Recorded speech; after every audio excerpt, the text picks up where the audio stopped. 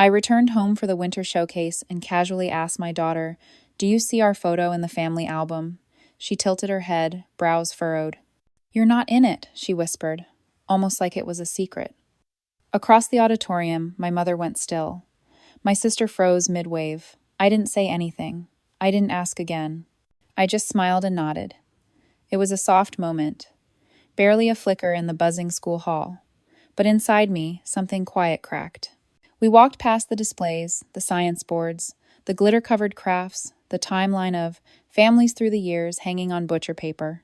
Her photo was there, a toddler on Grandpa's lap, at Disneyland with Aunt Marianne, a birthday cake lit by Grandma's hands. But none of me, not one. No snapshots from the ER where I worked double shifts. No sleepless nights rocking her through croup. No blurry selfie on the day she lost her first tooth while I held the phone with trembling fingers on a lunch break. "They said you were gone a lot," she added gently, not accusing, just processing. I kept my eyes forward. "Did they say why?" "Just that you were tired, that you didn't want to deal with things." I breathed in, slow. That's what they told her, that I didn't want her. Not that I was working 70-hour weeks to keep her fed. Not that I was sleeping in my car between shifts. Not that I sent money through my father's account every single month for her food, her shoes, her school trips, because I knew how fast judgment grows in silence.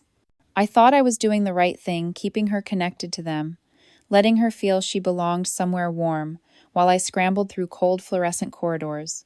But what they built wasn't warmth. It was a curated gallery where I didn't exist. Later that night, while she slept in the twin bed next to mine in the guest room, I opened my laptop, typed in the bank portal. Every transfer logged. $850 on the first of each month. Labeled, "For Emily." I clicked through 10 years of deposits. Rent, textbooks, health insurance, birthday gifts, camp fees. All sent through Dad's account because he said, "It's easier with taxes," and because I believed them. Because I wanted so badly to believe that family meant shared weight. That even if I wasn't welcome at the table, they would pass the plate to her. But now I saw the truth. They'd erased me to make room for their version. They raised her on a story where I was distant, absent, difficult, and all the while, they used what I gave to build a different legacy in my name. I remembered the time I sent an extra $500 for her braces and got a group text back with a photo of her smiling next to my mother, and Aunt captioned, "3 generations of strong women." I wasn't in the photo. I wasn't even in the caption. And still, I said nothing. I didn't want to seem petty. I thought silence was strength. I thought she'd know. That somehow she'd feel my presence in the snacks packed in her backpack, the field trip forms paid on time, the ballet shoes that fit perfectly every fall. I thought a daughter could recognize a mother through absence, when that absence was filled with sacrifice. But now I realize children don't learn to read between the lines unless someone teaches them to. They believe what's printed, what's framed, what's said over dinner. She's tired. She's complicated. She's busy with work. No one said, "She's saving us." The next morning I made pancakes. She poured syrup and asked if we could go to the library later. I said yes. My phone buzzed. A text from my sister. She didn't mean anything by it. "Don't make this a thing." I didn't reply. I opened my email instead. Composed a short message to the school office. I asked them to update the contact records. Legal guardian, Sarah Whitmore. Sole custodial parent. Emergency contact. Medical release. Field trip approval. I attached the documents, all signed, all notarized. The photos could lie, the hallway displays could omit. But not this. This would stay on file. Then I forwarded the same email to my parents. No message, just the attachment. A few minutes later, my phone rang. Mom. Then Dad. Then a group message lit up. "What are you doing?" "Don't be dramatic." We didn't mean it that way. I turned the phone face down. Emily was singing to herself, flipping through a picture book on the couch, her hair still damp from the shower. I watched her for a long time, 10 years, and she still didn't know the story. But she would. I'd make sure of it. Quietly, clearly, without permission. 3 days later, a package arrived at my doorstep. No return address. Just my name, in my mother's handwriting. Inside, I found a leather-bound album. It looked expensive, heavy. I opened it slowly, expecting more silence, but it was filled with photos. Of Emily. Her first school play, Her third birthday, Christmas mornings with matching pajamas, all framed and smiling, all without me. In some, my sister stood with her, hand on her shoulder like a proud guardian. In others, Emily sat beside my father reading, or holding my mother's hand at a county fair I never knew they attended. One photo near the middle stopped me. Emily at 5, holding a sign that read, "First day of kindergarten." The same sign I had hand-drawn on recycled cardboard during a double shift, mailed overnight with a note, "Make sure she holds this. Take a photo. I want to feel like I was there." I remembered that day. I'd called in during my break, hoping to catch a glimpse over video. No one picked up. Now the photo was here. But the note? Never mentioned. My name? Never written. I closed the album. Later that evening, I brought it into Emily's room. She was doing homework on the floor, papers spread out like lily pads. "Mom," she asked, "was I a hard baby?" I paused. "Why?" "Grandma used to say you weren't good with babies." That I cried a lot, that it was too much for you. My hands clenched. I sat beside her. "You cried like any baby," I said. "But you stopped when I sang. Every single time." "I don't remember," she whispered. "You don't have to," I replied. "I do." She looked down, then handed me a paper. An essay draft. Title: "The Woman Who Raised Me." It was about my mother, about strength and sacrifice, about how she stepped in when others stepped out. I read it slowly, carefully, every word a quiet erasure. A story I'd let grow by staying out of the frame. I didn't cry. I just circled 2 words. Others stepped out. Then I handed it back. She looked at the circle, confused. "Was it wrong?" "Not wrong," I said, "just incomplete." She didn't ask more. She didn't need to. That night, I opened my archived emails, pulled up years of transfer confirmations, photos of Emily's first bike, the one I bought but was gifted to her from Santa, screenshots of texts from my father. "Got the deposit, thanks. We'll make sure she has what she needs." I gathered them all into a folder labeled, "For her, eventually." Then I opened the mortgage portal, the one I hadn't checked in months. It took a few clicks, but there it was, a line item. "Temporary hardship forbearance approved." Under my name. I hadn't applied for any hardship. I hadn't even been late. But someone had paused the mortgage without my knowledge. Someone who had my name, my details. I called the bank. They confirmed. Filed online. Verified through the account email on record. The email matched the one my father set up years ago to streamline bills. A joint inbox we used only for utility payments. I hadn't touched it since Emily turned 6. I asked the bank for copies of the application. They said they'd email it. When it arrived, I opened it and stared. The digital signature was mine.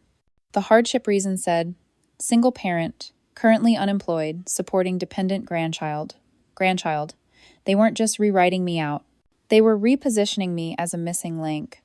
A silent provider whose identity could be borrowed, rewritten, and eventually forgotten. I sat back in my chair. The room was dim, lit only by the hallway nightlight. Emily had fallen asleep with her book on her chest, a pencil still in hand. I looked at her. I thought about every check I'd sent, every absence I'd tried to cover with consistency, and how they'd turned all of it into a lie so clean it became invisible. That night, I drafted a letter. Not to them, to the school. I asked for a meeting. I brought a folder, documents, proof, legal custody confirmation, everything. I requested that all parent-teacher communications go directly through me, that no other party was authorized. They asked why. I said, "Because it's time the right name was on the record." A week later, I stopped by Emily's classroom after dismissal. Her teacher smiled and handed me a crayon drawing. It showed Emily holding 2 hands, mine and my mother's, a house in the background, 3 hearts overhead. Underneath, she had written, "Thank you for all the things I didn't know you did." I stood there for a moment, then folded the page and placed it carefully into my bag. Not everything needed correcting. Some things just needed time. It started with a voicemail from my father. I was at the grocery store, waiting in line with a gallon of milk and a box of frozen waffles when my phone buzzed. I didn't recognize the number at first. The message was short. "Sarah, we need to talk. There's been confusion." His voice was clipped, polite, the way someone speaks to a customer service rep, not a daughter. I deleted it. The next day, a letter arrived. Not typed, handwritten, from my mother. The kind of paper you use for holidays. She had underlined certain phrases: miscommunication, family should talk. We've all made sacrifices. I read it twice before putting it in the drawer with the others. I didn't reply. That week, Emily came home with a permission slip for a school overnight. It required a parent's signature and emergency contact. I filled it out, checked the box that limited pickup to me only, and handed it back. 2 days later, the school called. They said her grandmother had arrived during lunch hour unannounced and insisted she was listed on file. I drove there in silence. My hands gripped the wheel tighter than I meant. When I arrived, Emily was sitting in the office chair, small and curled. My mother stood behind her, arms folded, lips tight. "You're overreacting," she said as I walked in. She just wanted to see her. I didn't look at her. I crouched beside Emily. "You okay?" She nodded, but her eyes didn't meet mine. She was embarrassed. Or confused. Maybe both. I signed her out and took her home. We ate dinner quietly. She picked at her broccoli. "Grandma said you used to leave for days," she mumbled. "That I cried, and you didn't come back." I swallowed. "I worked nights, sometimes double shifts." "But why didn't you come home in the mornings?" "Because I'd be sleeping in the car," I said. "It was closer to the hospital. She said you gave me up." I looked at her then. "Did you believe her?" She hesitated. "I don't know." I nodded. That night, I opened my records. I printed the payment logs. Rent, utilities, food deliveries. Every deposit into my father's account labeled Emily. I placed them in a folder and labeled it in Sharpie, in case they rewrite it again. I didn't intend to use it, not then, but I wanted it ready. The next day, my sister called. Her number lit up 3 times before I picked up. "They're upset," she started. "They said you embarrassed them at the school." I didn't respond.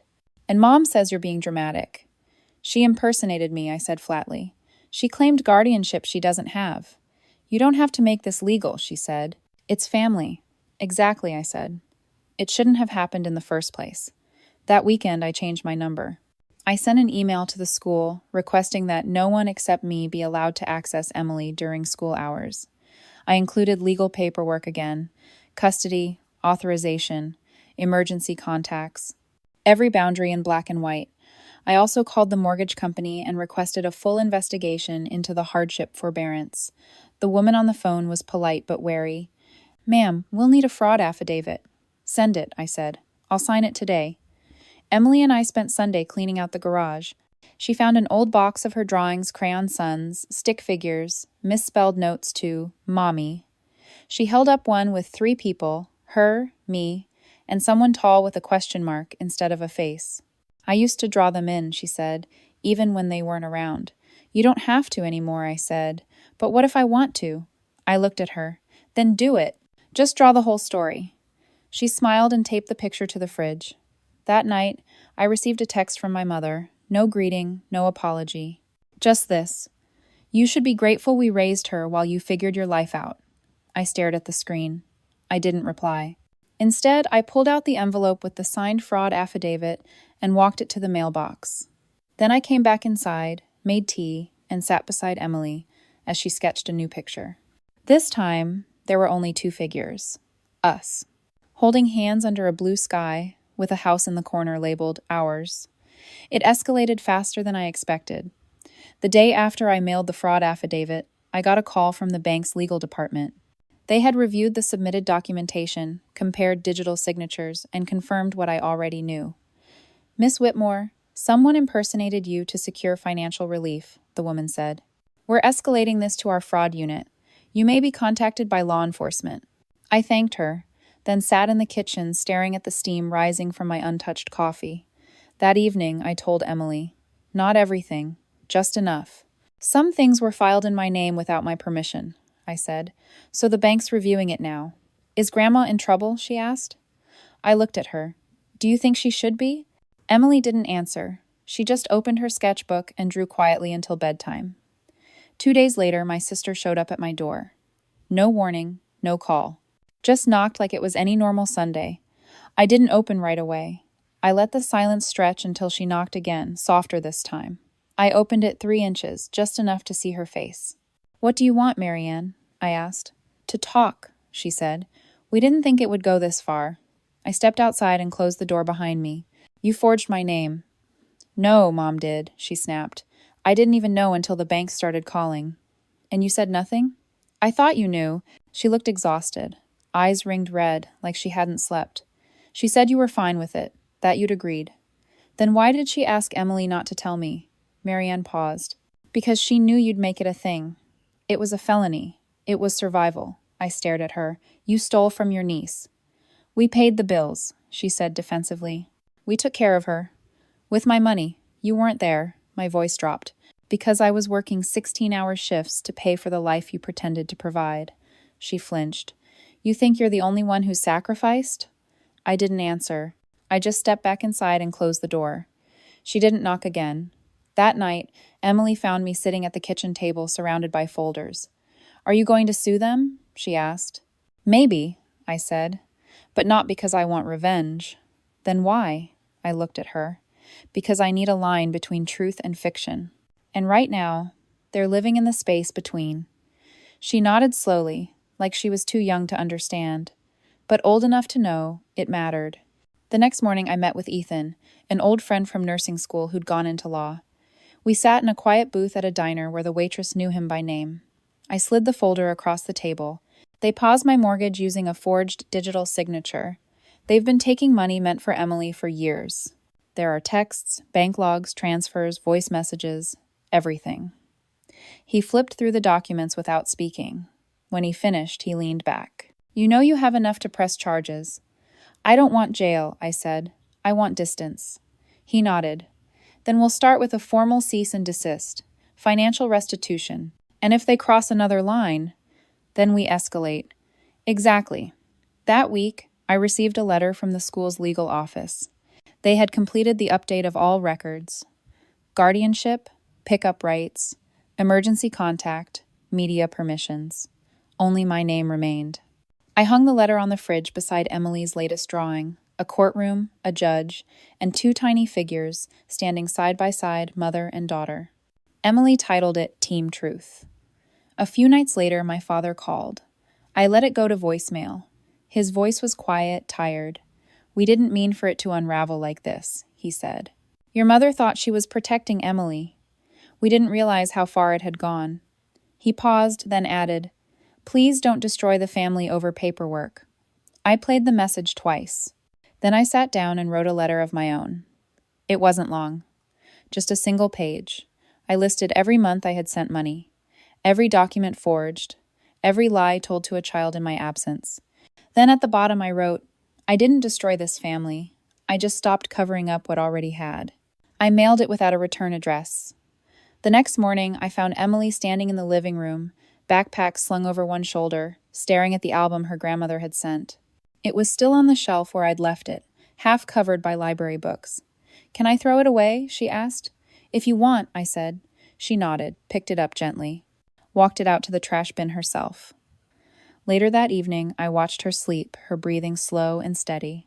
And for the first time in years, I didn't wonder if I was enough. I knew I was, because the truth didn't need applause, it just needed air. By the end of the week, the calls doubled. First my mother, then my father, then Marianne again. I didn't answer. They left messages, each one more frantic than the last. "We just want to talk. Emily needs her family. Don't let this go too far." I listened to them in silence, then deleted them all. On Monday, a thick envelope arrived. No return address. Inside were printed screenshots, bills, bank statements, late notices, highlighted and annotated in red pen. On top, a sticky note in my father's handwriting: "We're not doing well. You've made your point." I put the papers back into the envelope and left it on the hallway table. That night, Emily asked if she could invite 2 friends over for a school project. I said yes. She cleaned the apartment herself, set out snacks, even folded the extra blankets on the couch without being asked. When her friends arrived, I heard laughter, the sound of scissors cutting poster board, and the occasional thump of a dropped marker. It felt normal. It felt like home. After they left, she turned to me in the doorway. "You know what one of them said?" I looked up. "She said she didn't know my mom was cool." I smiled. "I'm not sure that's accurate." "Too late," she said. I already told her you make the best grilled cheese in the zip code. That was enough. The next morning, the school counselor called. Hi, Miss Whitmore. I just wanted to let you know Emily mentioned something in class that concerned me. About her grandparents. My throat tightened. What did she say? She said they told her you weren't coming back. That you left because she wasn't enough. That you were too tired to be a mom. I stayed quiet. The counselor's voice softened. She said she doesn't believe it anymore, but that she used to. I exhaled. Thank you for telling me. She's doing well, academically and socially, but that kind of emotional weight, it leaves traces. I know, I said. We're working on it. That night, I pulled out the old photo box. The one I'd never shown Emily.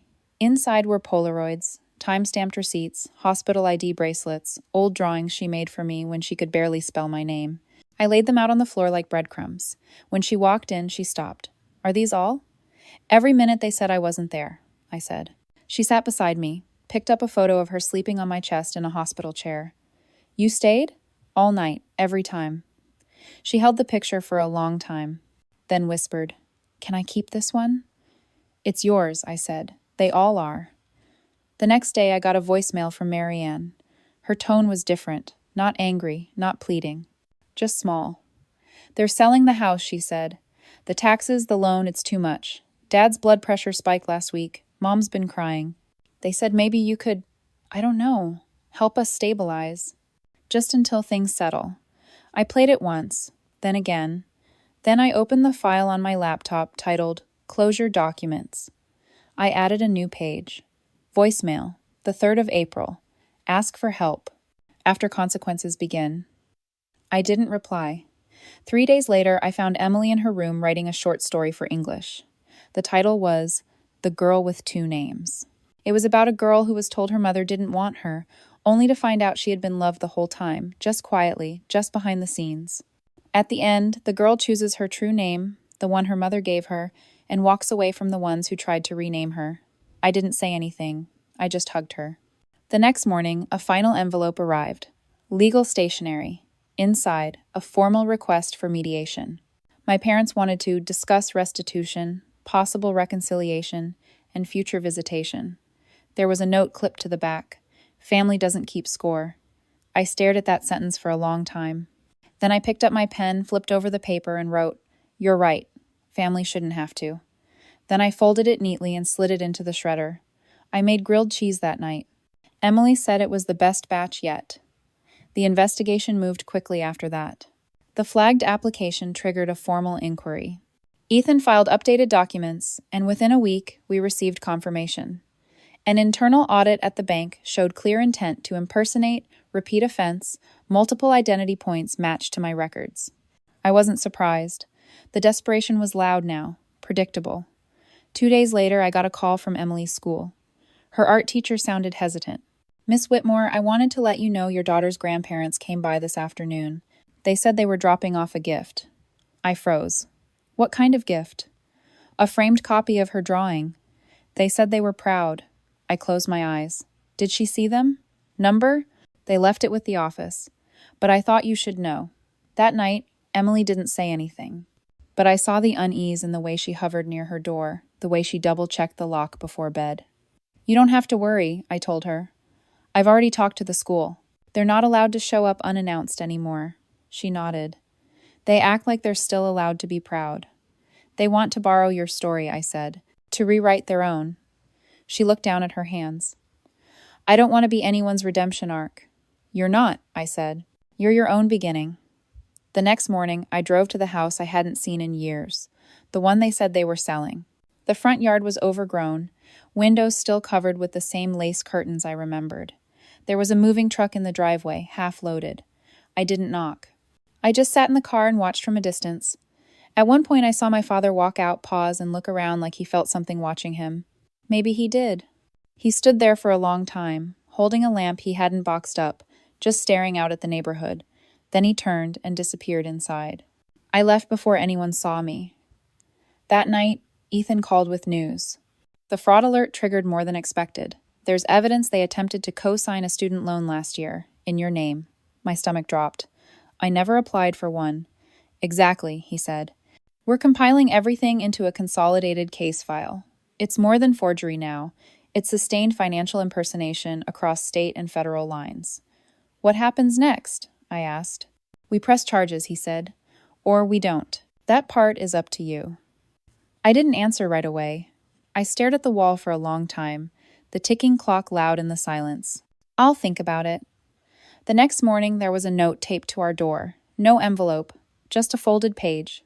The handwriting was my mother's. You win, it said. We're moving. The house is gone, your father hasn't slept, we're broken. Are you happy now? I read it once, then again, then I threw it away. Emily saw the crumpled paper in the bin. She didn't ask. She didn't need to. That weekend we went to the park. It was bright, breezy. She brought her sketch pad and sat on a bench, drawing people from a distance. I watched her, the way her brow furrowed in concentration, the way she tilted her head before making the next line. You're getting really good, I said. I want to do it for real someday, she replied. Art, I mean, not just for school. Then you will, I said. You always had the eye. She hesitated, then asked, Do I still have to see them, if they ever ask? I looked at her. Number not unless you want to. Good, she said. Because I don't want to be polite about people who lied to me. I didn't argue. She wasn't wrong. A few nights later, I heard from Ethan again. One last thing, he said. They tried to access the suspended mortgage account again. It triggered a lockout. They never stop, I whispered. They don't know how, he said. But the good news is now the system knows them too. I didn't say much after that, just thanked him and ended the call. That night, I pulled out an old receipt. One of the first I ever saved the hospital copay the day Emily was born. I framed it, hung it above my desk. Not because of the amount, but because it was the day it all started. Not the debt, the devotion, the decision to carry what no one saw, and to keep carrying it even when the people watching claimed they were the ones holding the weight. Spring turned to summer without ceremony. School ended. Emily's room filled with sketches, museum brochures, a short list of pre-college art programs she was still too young to apply for, but wanted to dream about anyway. I let her. I printed every application, bookmarked deadlines, made lists of scholarships. Sometimes I caught her practicing her signature on the corners of napkins, like she was preparing to own her name in ink. The investigation closed quietly. Ethan forwarded the final report. Financial impersonation confirmed, damages calculated, recommendations for civil recourse. He left a voice memo. You've got options now. They can't reach for your identity again. They're locked out permanently. I didn't press charges, not because I forgave them, but because I no longer needed the law to tell me who I was, or what had been done to me. They had already lost access to the one thing they tried hardest to claim. My story, my silence, my place in the narrative. They had built so much on the assumption that I wouldn't fight back. But I had. And then I stopped fighting altogether. Not from defeat, but from choice. Let them live in the ruins of their version. I had no more energy to spend excavating theirs. One evening in late July, a postcard arrived. A generic image of a beach town, no stamp, just slipped into the mailbox. The handwriting was unmistakable. My mother. We're near the coast now, smaller place, quiet. I still keep a drawer with her pictures. I hope she remembers us. I hope you'll let her. I didn't show Emily. I tucked the card in the back of a file labeled Past Do Not Reopen. It was the same file that held the forged mortgage documents, the fake student loan application, the photos from school events I was cropped out of. They had left paper trails for everything except remorse. And by then, I didn't need any more proof.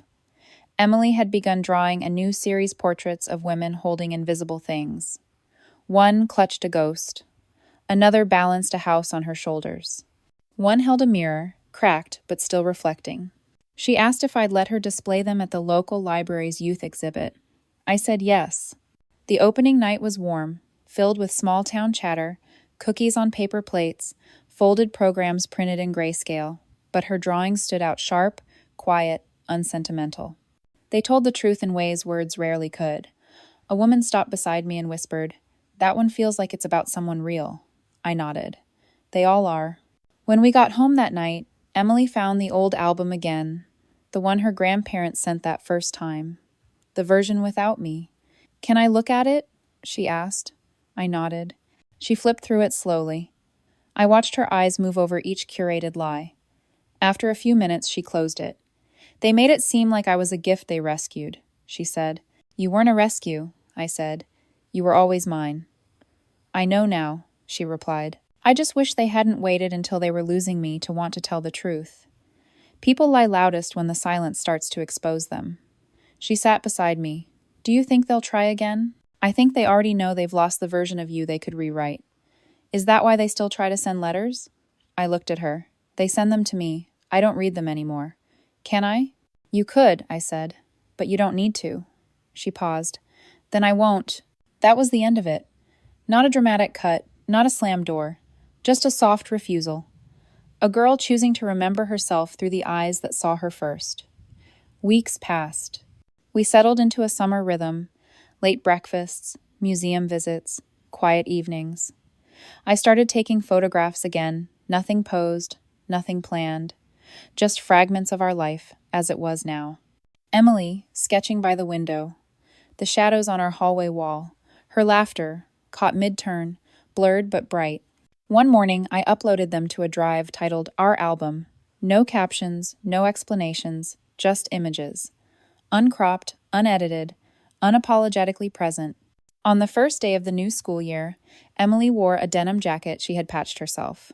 On the back, she had embroidered a small phrase in yellow thread, seen, not borrowed. At drop-off, she hugged me tighter than usual. Thank you, she said. I didn't ask what for. I didn't need to. On the way home, I stopped by a print shop. Picked up the framed photo I'd ordered last week. It was the one from her art exhibit, my favorite of the series. The woman with no face, holding a mirror. The reflection was a child. Underneath, in small type, Emily had written, "She carried me even when I couldn't see her."